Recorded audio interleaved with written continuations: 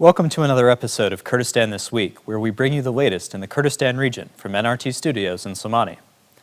3 people, including a Turkish diplomat, were shot dead in an attack at a restaurant in an upscale area of Erbil on Wednesday afternoon. The 2 other victims were both residents of the Kurdistan region. One was initially listed as wounded, but later died at the hospital. As of Friday afternoon, the attackers were still at large, despite an intensive search for the perpetrators. It was not immediately clear what the motivation for the attack was, and no groups have claimed responsibility. The attack was immediately condemned by the government of the Kurdistan region, Iraq, and Turkey, all of whom called for an urgent and thorough investigation into the attack. They also sent their condolences to the families of the victims. Diplomatic missions in Iraq and the Kurdistan region issued statements of concern and stood in solidarity with their slain colleague.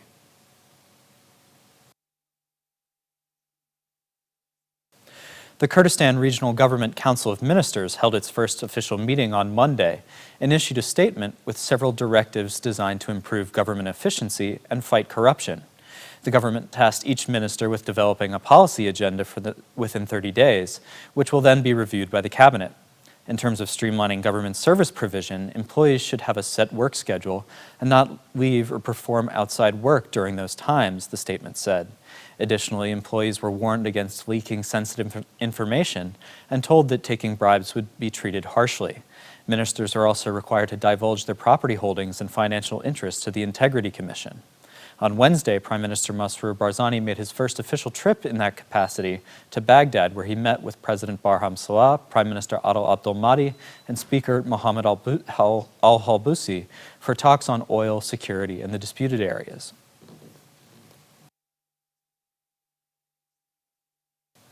Two arms depots exploded inside a facility belonging to the Zeravani military police force on the Erbil-Mosul road at 3 a.m. on Thursday morning. The incident occurred at Zeravani Headquarters 5, a source told NRT Digital Media. The fire, which according to the source began in the kitchen before spreading, was eventually brought under control by the civil defense forces. It is not uncommon for weapons caches in the Kurdistan region and Iraq to explode during the sweltering summer heat. Last summer, depots caught fire in Erbil, Suleimani, Dahuk, Babel, Karbala, and Baghdad Sadr City, the last of which killed 20 people and injured 113 others.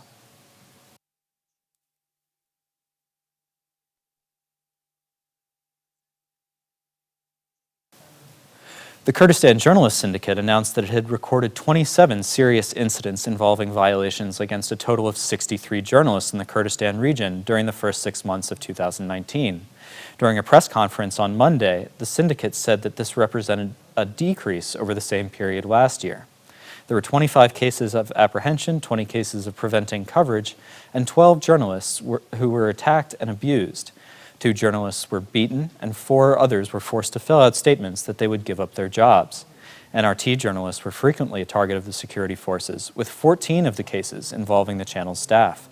One of the most serious violations was the closure of NRT's Dahuk office for nearly a month, after journalists there reported on the deadly protest in Shalazad against Turkish airstrikes in the area.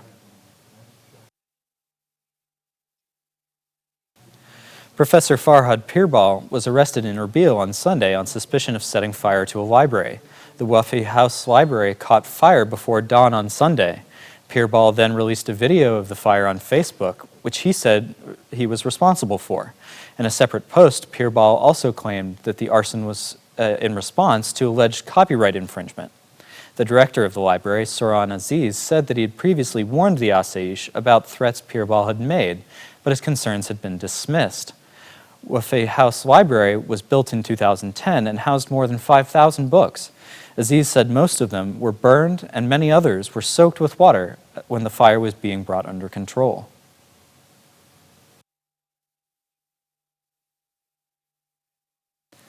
Thanks for tuning into this episode of Kurdistan This Week. If you'd like more information on these stories and others, check out our website, nrttv.com/en, and be sure to like us on Facebook and follow us on Twitter.